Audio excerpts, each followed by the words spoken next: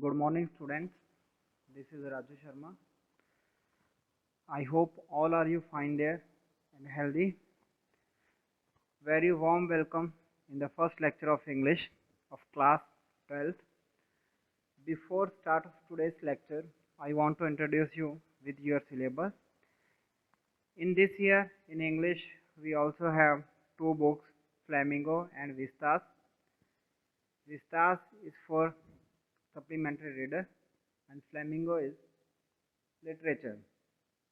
In poetry, we have 5 points. My mother at 66, Aunt Jennifer's tiger, a thing of beauty, keeping quiet, an elementary school classroom in a slum. And Flamingo, we have 5 lessons. The last lesson, Lost Spring, Deep Water, The Rat Trap, Indigo. And in Vistas, we have 5 stories on the face of it. The enemy, should wizard hit mummy. The third level, Ivan Strice and O level. Clear? So this is a CBSE prescribed syllabus for the year of 2020-21, and if there is any change in this syllabus, I will inform you later. Clear? So this is our syllabus of this year literature. After the discussion on literature, I want to tell you the other syllabus of your course. There will be 2 reading comprehension, 10 marks each, and in writing skill we have article or report writing, letter writing, job application or letters to the editor, and short composition we have to do notices, formal, informal, invitation and reply, and advertisement writing. So this is your whole syllabus. Today we will do our first topic, reading comprehension. It will be objective type questions, and question number 1 or 2 in section A, part A. There will be 11 questions in each, you have to do only 10 questions, 1 marks each. First question, multiple choice question based on one unseen passage to assess comprehension, interpretation and interference. Vocabulary and interference of meaning will also be assessed. The passage may be factual, descriptive or literary. And second question is multiple choice based question on one unseen case based factual passage with verbal visual input like statistical data, charts, newspaper reports, etc. And in this question also you have to do 10 questions out of 11, 1 marks each. Clear? So the combined word limit of both the passages will be 700 to 750 words. So how to solve this question? I want to tell you few tips regarding that. So you can score 100% in this 2 questions, 20 out of 20 if you work hard and practice regularly. Point number 1 is find your strength first.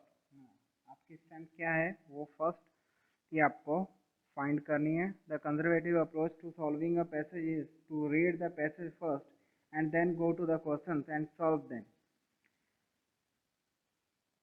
हमारी सोच क्या है कि पहले हम लोग जो है पैसेज को रीड करते हैं, उसके बाद क्वेश्चंस पे जाते हैं. लेकिन जब स्पेशली जब मल्टीपल चॉइस क्वेश्चन हो तब हमें क्या करना है. But some students do not feel comfortable with this method. कुछ स्टूडेंट्स इस मेथड से कंफर्टेबल नहीं होते. Probably they do not know which keywords to remember while going through the comprehension. Specially वो स्टूडेंट्स जिनकी वोकैबुलरी जो है वो वीक होती हैं, तो जब वो फर्स्ट पहले पैराग्राफ रीड करते हैं तो वो कंफ्यूज हो जाते हैं कि कौन से कीवर्ड्स हैं, कौन से सेंटेंस जो हैं वो इम्पोर्टेंट हैं, और they may have to read the comprehension again after reading the question. और उनको क्या है, क्वेश्चन रीड करने के बाद पैसेज जो है वो दोबारा से रीड करना होता है. This lead to the problem of time management. इससे क्या होता है कि टाइम मैनेजमेंट जो है हमारा वो डिस्टर्ब होता है. इसका सोल्यूशन क्या है? You can choose the bottom up approach. आप नीचे से ऊपर की तरफ जाने की अप्रोच जो है वो अपना सकते हो। That means first of all go through the questions given at the end of the passage which give a rough idea about the content of the passage. तो इसके लिए हम क्या करेंगे? सबसे पहले हम लोग जो है वो क्वेश्चंस रीड करेंगे, जिससे हमें हमारा पैसेज जो है ना, उसका थीम क्या है, उसका कंटेंट क्या है, वो हमें क्लियर हो जाए, ताकि हमें मेन पॉइंट्स जो है वो अंडरलाइन करने में थोड़ी आसानी रहे। Clear? Point number 1। Point number 2 is use a pencil while reading. जब भी आप रीड कर रहे हो तो पेंसिल साथ में रखिए। Do not read the reading comprehension like a movie novel. Novel के जैसे, है ना, स्टोरी के जैसे कॉम्प्रिहेंशन को रीड करेंगे नहीं। While going through the passage, your three body organs should act in collaboration: eyes, hand and brain। जब भी आप कॉम्प्रिहेंशन रीड कर रहे हैं तो आपके three organs eyes, hand and brain जो है वो एक साथ काम करने चाहिए। फाइंड वैल्यूएबल कीवर्ड्स और sentences related to the given questions and underline those keywords और सेंटेंसेस विद अ पेंसिल। तो जो भी आपको, जैसे हमने क्वेश्चंस जो है वो ऑलरेडी रीड किए हुए हैं, जहाँ पर भी लगता है कि ये आंसर हो सकता है उसको आप अंडरलाइन के कर लीजिए। रफली वो आंसर आप वहाँ पर मार्क कर दीजिए। This will help to reach the answer faster. ये आपको हेल्प करेगा ताकि आंसर जो हैं वो जल्दी हम लोग जो है वो फाइंड आउट कर पाएँ। And if at all you have to read the comprehension again, you can go only through keywords of sentences and not through all the junk। इससे क्या होगा कि अगर आपको ज़रूरत पड़ती है पैसेज को अगेन दोबारा रीड करने की, तो जो आपने सेंटेंसेस और वर्ड्स अंडरलाइन किए हुए हैं, है ना, वहीं पर वही हमें रीड करने पड़ेंगे, ना कि हमें पूरा पैसेज जो है वो दोबारा से रीड करना होगा। तो इससे टाइम कंजप्शन जो है वो कम होता है। Improve reading speed. Do not move your lips while reading. It slows you down। तो आपकी रीडिंग स्पीड जो है वो आपको इम्प्रूव करनी होगी, है ना। एक एक वर्ड अगर हम रीड करेंगे तो बहुत टाइम उसमें ही चला जाएगा। तो आपको आइज़ के साथ कैसे रीड करना है विदाउट मूविंग अ लिप्स, वो सीखना होगा। क्रॉस द ऑप्शंस, स्पेशली जब हम मल्टीपल चॉइस क्वेश्चंस कर रहे हैं based on a paragraph. Cross the options which do not seem to be the answer. Reading comprehension in multiple choice question form is indeed tricky part of the whole paper, where you find multiple answers that seems right। Examiner जो है वो बहुत tricky होता है ना, तो आपको ऐसे ऑप्शंस देगा कि आपको लगेगा कि ये भी सही हो सकता है और ये ऑप्शन भी सही हो सकता है। सबसे पहले आपको क्या करना है, जो आपको लगता है कि ये आंसर जो है, ये ऑप्शन जो है वो हमारे क्वेश्चन का आंसर नहीं है, उसको क्रॉस कर लेना है ताकि हमें वो दोबारा रीड ही ना करना पड़े। What you can do to is cross of one which you think is not going to be the answer for sure। जो आपको श्योर है कि ये आंसर नहीं होगा उसको क्रॉस कर दीजिए। It helps reduce the probability of you going wrong। तो ये ट्रिक जो है वो आपको हेल्प करेगी कि आप गलत आंसर ना दे पाओ, आपका आंसर जो है वो एकदम सही हो। तो जो भी ऑप्शंस आपको लग रहा है कि ये ऑप्शंस जो है वो गलत हैं, एक ऑप्शन गलत है या दो ऑप्शन गलत हैं, तो उनको आप क्रॉस कर लीजिए। It will save your time. So fifth and last point is improve your vocabulary. Vocabulary means knowledge of words। If you do not have a good vocabulary, you have to stop at every new word in the reading comprehension and be puzzled what does it means। तो सबसे पहले most important कि हमें हमारी vocabulary जो है उसको improve करना है। वोकेबलरी क्या है? Vocabulary means knowledge of words, है ना, वर्ड मीनिंग। अगर वोकेबलरी अच्छी नहीं है तो हमें कॉम्प्रिहेंशन में जब भी कोई नया वर्ड आएगा वहाँ पर हमें स्टॉप होना पड़ेगा। उसके बाद जो है हम और भी ज़्यादा कंफ्यूज और पजल्ड हो जाएंगे कि व्हाट इट मीन्स।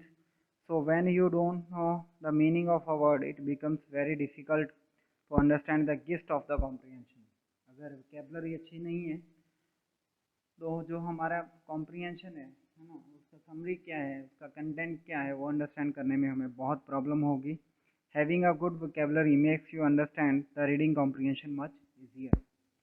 अगर वोकेबलरी अच्छी है तो हमारे लिए बहुत आसान हो जाता है कि कॉम्प्रिहेंशन को हम अच्छे से अंडरस्टैंड कर पाएँ। So what can we do to improve our vocabulary? Here are some tips.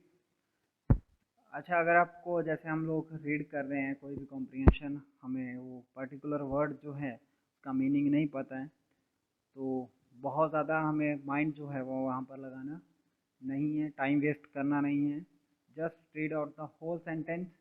अगर सेंटेंस से भी वो वर्ड का मीनिंग जो है वो आपको गेस नहीं हो रहा है, तो आप क्या कीजिए, पूरा paragraph, that particular paragraph read कीजिए। जब आप पैराग्राफ रीड करके उसका सेंस निकालोगे तो वो पर्टिकुलर वर्ड का मीनिंग भी आपको गेस हो जाएगा। Don't waste too much time on that. So here are some tips to improve your vocabulary. Start reading in English anything, newspapers, stories, comics, textbooks, anything. Vocabulary अगर आपको improve करनी है तो उसके लिए रीडिंग है। इंग्लिश की वोकेबलरी हम लोग इम्प्रूव करना चाहते हैं तो हमें इंग्लिश से रिलेटेड जो हैं न्यूज़पेपर्स रीड कर सकते हैं, स्टोरी बुक्स रीड कर सकते हैं, कॉमिक्स रीड कर सकते हैं, या तो टेक्स्ट बुक्स रीड कर सकते हैं। That keeps you immerse in English, जो आपको इंग्लिश के साथ कनेक्ट करके रखेंगे। New words gradually sink into your subconscious mind and become familiar. जब भी आप रीड करेंगे तो आपको कुछ वर्ड्स जो हैं वो ऐसे दिखेंगे जिनको आप पहली बार देख रहे होंगे। उन वर्ड्स को अंडरलाइन कीजिए, एक नोटबुक लीजिए, उस नोटबुक में जो है वो नोट डाउन कीजिए। Keep a notebook, note down the new words you learn today and revise them periodically. Keep a target and a schedule to learn a certain number of new words every day. Do not deviate from the schedule at any cost. तो हमें करना क्या है, एक notebook हमारे पास रखनी है, जो भी न्यू वर्ड्स हैं उस नोटबुक में जो है हमें नोट डाउन करने हैं।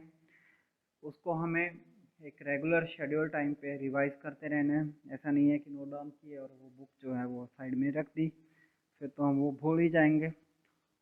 टारगेट सेट कीजिए, टाइम को जो है वो शेड्यूल कीजिए कि आप कुछ वर्ड्स जो है वो हर रोज़ जो है वो रिवाइज करेंगे, और किसी भी कॉस्ट पे, है ना, किसी भी कीमत पे वो शेड्यूल टाइम जो है जो आपने सेट किया है वोकेबलरी को इम्प्रूव करने के लिए, न्यू वर्ड सीखने के लिए, वो डिविएट होना नहीं चाहिए, उसको आपको छोड़ना नहीं है। रेगुलर प्रैक्टिस से ही हम जो है वो अपनी वोकेबलरी जो है वो इम्प्रूव कर सकते हैं।